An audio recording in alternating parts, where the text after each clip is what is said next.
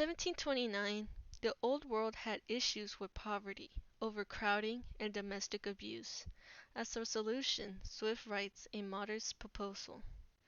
On the surface, it appears that Swift is proposing to eat babies. He even goes to the extent to write a list of logical events that will follow if we were to follow through. First, it will greatly lessen the number of papists.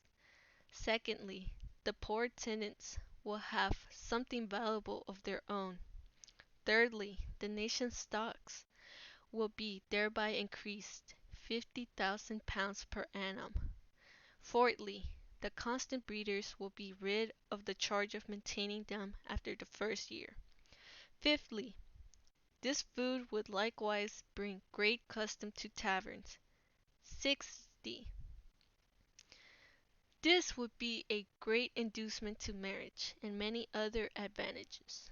However, if we inspect his argument, we can identify that Swift is using satire and irony to argue that Irish's high class, including politicians and landlords, needs to be a bit more sympathetic towards the lower class. Irish higher class have taken advantage of the poor, becoming wealthy or fatter through feeding through their gains. They eat so much from the lower class that they might as well eat them and their families. This can be seen in his counter-argument when he begins listing several expedients. Although Swift says, "I can think of no one object that will possibly be raised against the proposal," I believe that this proposal is only a gateway to cannibalism. By eating babies, people will accept eating humans, and go into extreme measures of even eating someone who is an adult. They can even avoid jail time for murdering someone if they confess that they ate that person. People will be okay with it because it's acceptable to eat humans. Anyways, I got out of topic. As I was saying, his argument can be reinforced through his expedients.